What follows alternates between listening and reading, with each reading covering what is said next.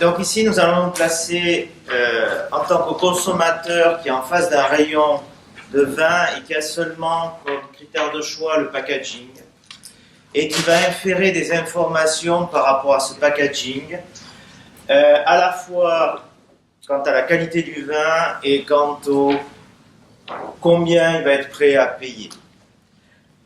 Alors c'est une recherche qu'on a menée avec Renaud Lunardo, donc voilà, et moi-même, François Durieux.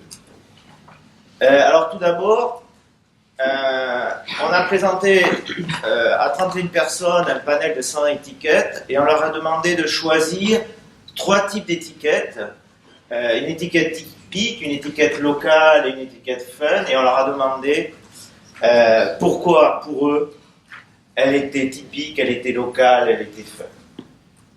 Ensuite, ces choix d'étiquettes nous ont permis d'aller plus en avant sur un panel de consommateurs plus américains. Donc, nous ici, nous partons d'une évaluation visuelle et globale du packaging, donc nous n'allons pas nous intéresser à l'information, mais cependant, le consommateur va la décoder pour en retirer des impressions, et de ces impressions va découler une évaluation des qualités du vin et ce que le client est prêt à payer. Ensuite, ce que nous avons voulu faire, c'est mettre en avant des comportements de découverte, c'est-à-dire, est-ce que le consommateur va prendre des risques, est-ce qu'il va essayer des nouveaux vins. Alors nous, on sait pertinemment que la prise de risque va avoir un effet sur l'évaluation du packaging, et donc le packaging va chercher à rassurer le consommateur. L'essai, il a un effet sur les impressions qu'a le consommateur, et notamment en termes d'impact visuel, d'attractivité du packaging. Alors, l'échantillon, alors c'est un échantillon américain, autant d'hommes que de femmes. On a une répartition 31% au moins de 39 ans, 45% en plus de 50 ans. C'est pas un échantillon qui est très formé, 47% ont un baccalauréat. Le revenu, un revenu moyennement élevé, 23,9% en plus de 75 000 $. Et au niveau de l'achat, ce n'est pas des consommateurs réguliers, puisque la moitié de l'échantillon achète un vin une fois par mois. Alors les résultats. Tout d'abord, l'évaluation du packaging qui se trouve ici. Ils l'ont évalué de façon, ils disent qu'il est chargé, ou c'est la taille de l'étiquette. Ensuite, ici, les impressions attractives ou rassurantes. Ce qu'on peut noter, c'est qu'on est obligé de passer alors par la capacité à décoder pour pouvoir pour que le consommateur ait des impressions. Et ce qu'il y a à noter, c'est que quand même le packaging explique l'évaluation des qualités du vin pour 41% et un petit peu moins le consentement à payer. Bien. Alors, ici on a une étiquette typique, ici on a une étiquette fun. Donc les différences entre les deux étiquettes, c'est une augmentation de l'attractivité, mais on est obligé de passer par cette capacité qu'a l'individu à décoder l'étiquette. Donc une étiquette fun, elle sera plus attractive et donc elle sera plus facile à décoder.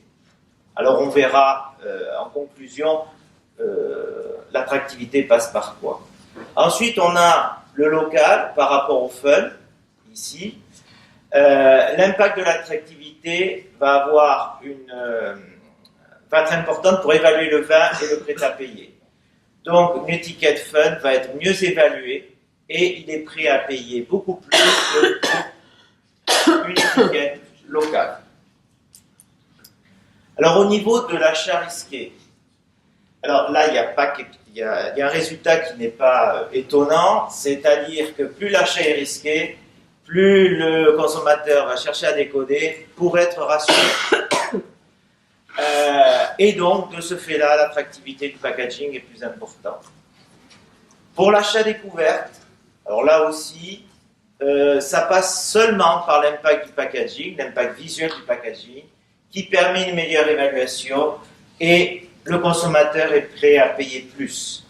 Donc ici, si on a des comportements risqués, on va chercher à rassurer le consommateur, et pour des comportements de découverte, on va chercher à rendre plus attractif le packaging.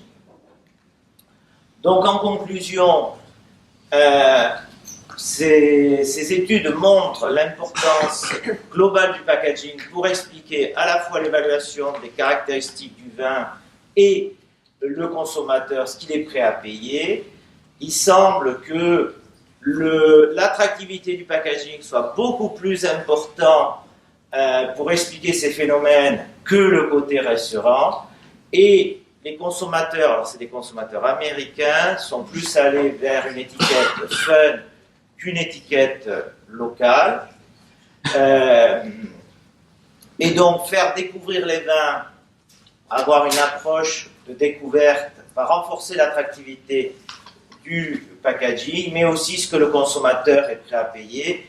D'ailleurs, un résultat attenant à ça, c'est que quand on parle de local, on a des éléments sur la qualité des vins, mais il semblerait que sur le prêt-à-payer, on n'ait pas de lien.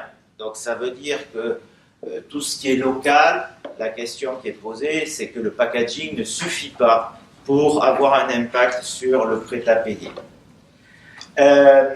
Donc l'achat risqué, on l'a vu, ça passe par une plus grande attention au packaging qui va renforcer le côté rassurant tout en améliorant son attractivité. Alors je vais terminer par deux graphiques. Donc ici le packaging fun, ça passe par un dessin. Ça passe pas par un château, ni par une image. Donc ce qui caractérise le packaging fun, c'est vraiment le dessin.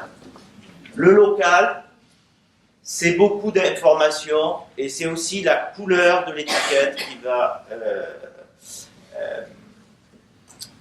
qui va définir ce qui est local. Donc là,